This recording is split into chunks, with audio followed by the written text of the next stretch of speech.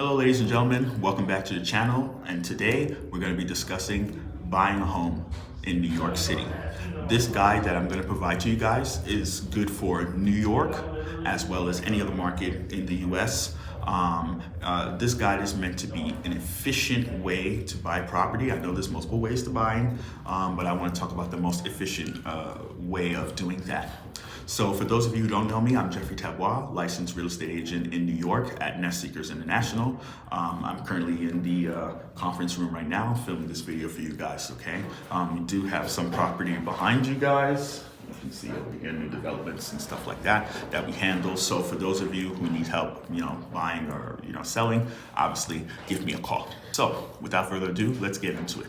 So the first thing you want to do when buying a property or beginning your journey to buying a property is you want to make sure you go online and look at the properties in the areas of which you want to purchase. So whether it's you or a partner, you definitely want to go online, look at the interior photographs, check the prices.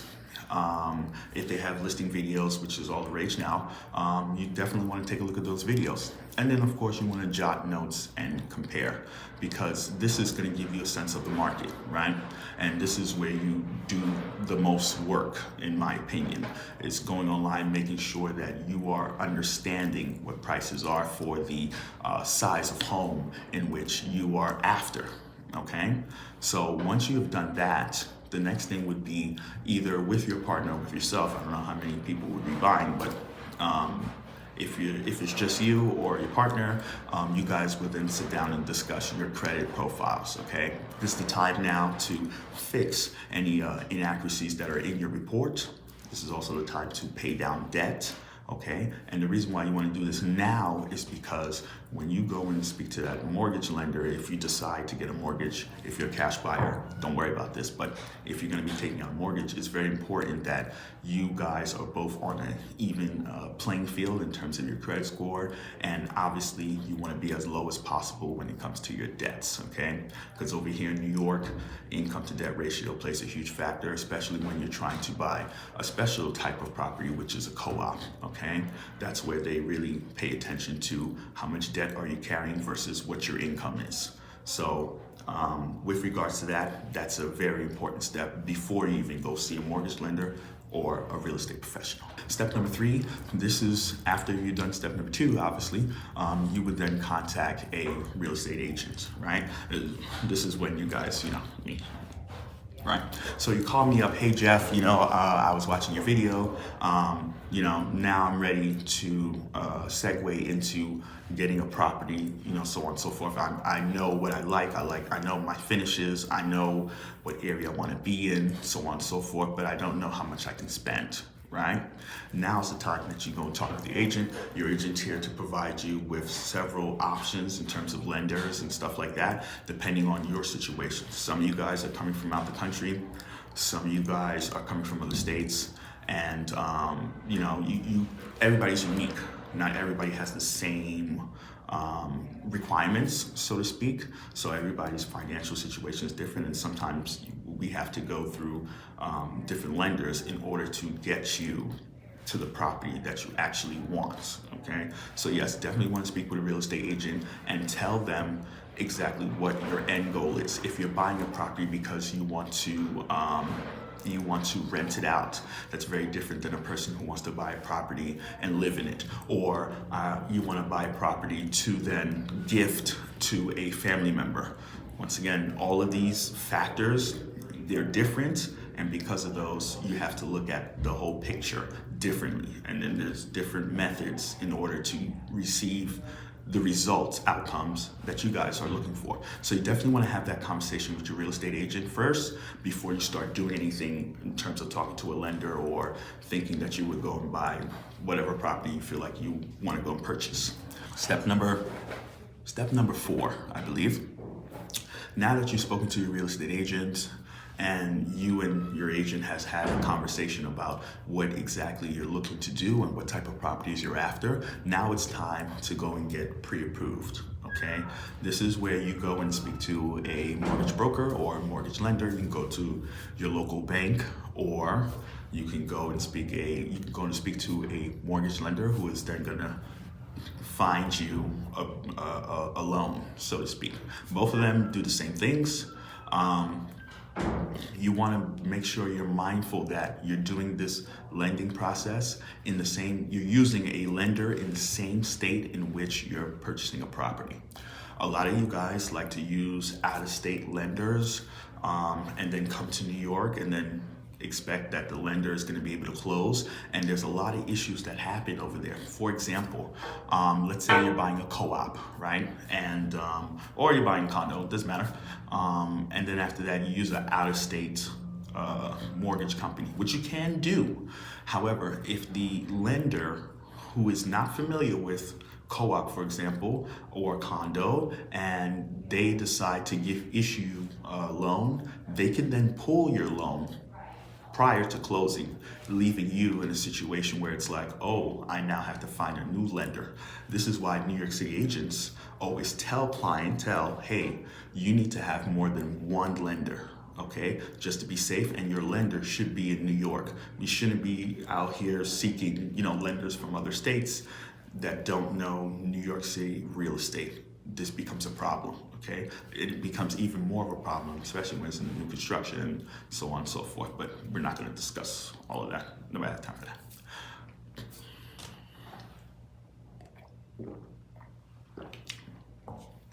Step number 5 or 6, I might have lost it.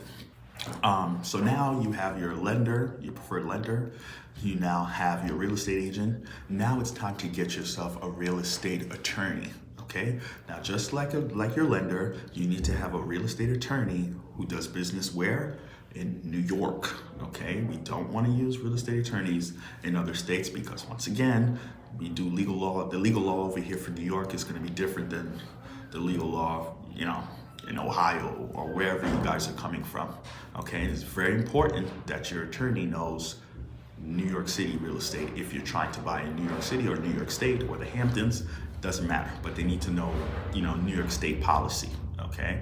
And the reason why is because real estate agents, and I want to back this up for you, real estate agents in New York versus real estate agents across the country, we do not write contracts, okay? We write offers. So we negotiate the price, we write the offer, and then after that, we take the offer once it's accepted from both sides, the buyer side and the seller side, and then we both send it to our respective attorneys, real estate attorneys, and they draft the contract around the offer. So what happens now is, when you write your offer and we do all that stuff, the attorney now finalizes that contract, takes it from the buyer side, sends it to the seller. So the buyer side signs first, gives it to the seller side, they sign, and then now you're fully in contract. The rest of the other state, ladies and gentlemen, is very different. You'll see agents writing, contracts very generic, and then putting them together, taking your escrow money and holding it in their own agency. But when you come to New York, it's very different. You need to have a real estate attorney because they do all the legal paperwork. They're also going to research the buildings and make sure everything is legal. Finances are in order for the building. There's money in the reserve fund, so on and so forth. So it's very important, ladies and gentlemen, that you have a real estate attorney. Maybe not necessary in some other states, but in New York State, you're definitely gonna need to have one. So now once you're in contract, and your deposit has been given to your real estate attorney and everything has been taken care of, congratulations, you're in contract now. This is where you can breathe a little bit more easier and say, okay, we're almost done. Now you need to make sure that you have an inspection done.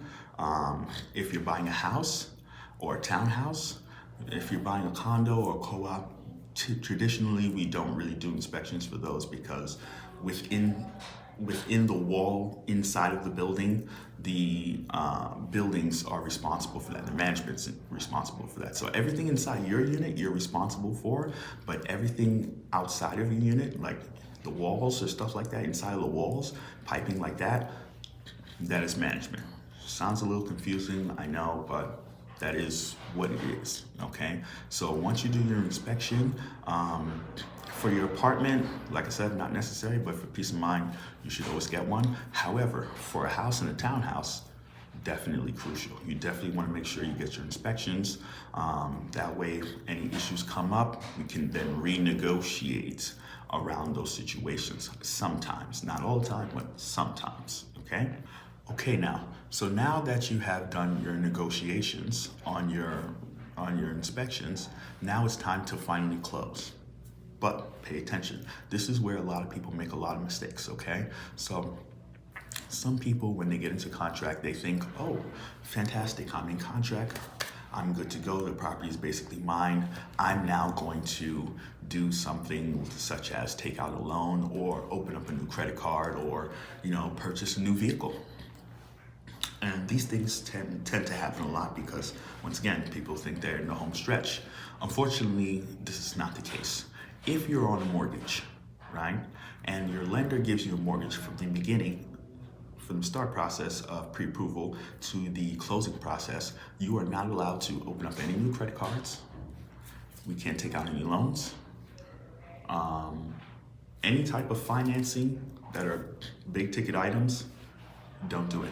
Because what happens is the day prior to closing, the bank comes and pulls your credit report just to make sure everything is good to go. And if you take out another loan, once again, the bank can then say, we're not gonna issue this loan because you have changed your income to debt ratio. Right? So this is something that most people don't really pay attention to, and because they find themselves in contract, they just go ahead and start financing purchases. I had a friend who wanted to buy a car in the middle of closing. He moved from New York to Nevada, and I was telling him, I said, listen, you can't do that. Wait till you close first, and then you can go and get that car financed, that new car that you want to get.